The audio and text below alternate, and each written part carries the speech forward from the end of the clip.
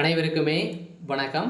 சற்று முன் கிடைத்திருக்கக்கூடிய ஒரு மிக மிக முக்கியமான செய்தி ஒன்று வெளியாகியுள்ளது. சற்று முன் செந்தில் பாலாஜி வழக்கில் யாருக்கும் வழங்காத நீதிமன்றம் கொடுத்த இறுதி தீர்ப்பு, இது மாதிரி செய்திகள் வெளியாயிருக்கு.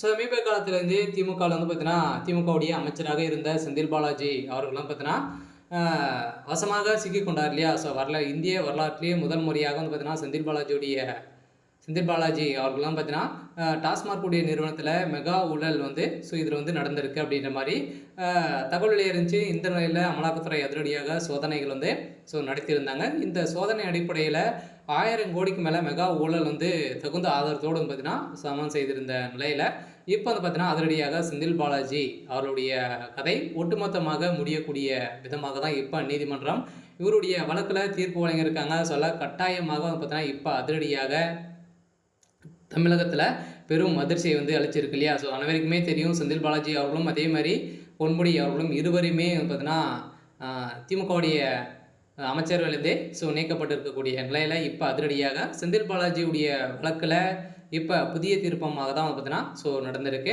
ஸோ இதை பற்றி இந்த வீடியோவில் ஸோ நம்ம முழுமையாக பார்க்கலாம். ஸோ அதுக்கு முன்னாடி நம்ம சேனலுக்கு இப்போ தான் நீங்கள் முதல் முறையாக வந்திருக்கீங்க அப்படின்னா மறக்காமல் நம்மளுடைய சேனலை சப்ஸ்கிரைப் பண்ணி சப்போர்ட் பண்ணுங்கள். ஸோ வாங்க வீடியோக்குள்ளே போகலாம். ஸோ பார்த்தீங்கன்னா செந்தில் பாலாஜியுடைய ஸோ வழக்கில் ஏற்கனவே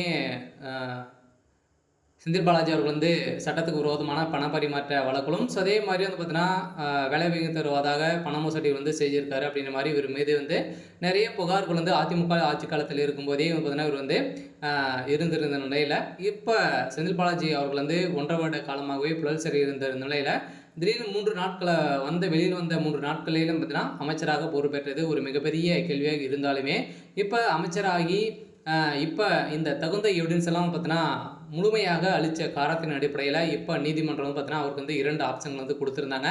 ஸோ இந்த நிலையில் தான் செந்தில் பாலாஜி அவர்கள் அமைச்சர் பதவியிலேருந்து ராஜினாமா செய்திருக்கக்கூடிய நிலையில் இப்போ திமுகவுடைய ஆட்சிக்கு ஒரு மிகப்பெரிய கேள்விக்குறியாகவே ஸோ மாறி இருக்கு. இருந்தாலுமே இந்த பணம் 1000 கோடி மெகா ஊழல் செய்திருக்காரு. இந்த பணங்கள் அனைத்துமே எங்கே போயிருக்கு அப்படின்றத இப்போ பார்த்தீங்கன்னா அமலாக்கத்துறை ஸோ வெளியிடக்கூடிய தகவலின் அடிப்படையில் தான் இப்போ செந்தில் பாலாஜியுடைய வழக்கில் முக்கிய புள்ளிகள்லாம் பார்த்தீங்கன்னா இதில் சிக்கி வராங்க. ஸோ இந்த நிலையில் தான் பார்த்தீங்கன்னா செந்தில் பாலாஜி அவர்கள் செய்த பொய்யின் காரணமாக இவருக்கு 7 ஆண்டு சிறை தண்டனை விதித்து விடுவதாக ஸோ தகவல் வெளியாக இருக்குது. ஸோ இந்த நிலையில் தான் பார்த்தீங்கன்னா அதிரடியாக செந்தில் பாலாஜியுடைய கதை ஒட்டுமொத்தமாக ஸோ முடிந்திருக்கு. ஸோ அதே மாதிரி தான் அடுத்தடுத்து பார்த்தீங்கன்னா திமுக இருக்கக்கூடிய முக்கிய புள்ளிகள்லாம் பார்த்தீங்கன்னா ஸோ டார்கெட் பண்ணி தூக்க போகிறாங்க. ஸோ அதுவும் தமிழகத்தில் திமுகவுடைய ஆட்சிக்கு ஒரு கேள்விக்குறியும் ஸோ வந்திருக்கு. சொல்ல மெகா ஊழல் நடந்த காரணத்தின் அடிப்படையில் இப்போ பார்த்தீங்கன்னா ஒரு மிகப்பெரிய சம்பவம் நடக்க போகுது.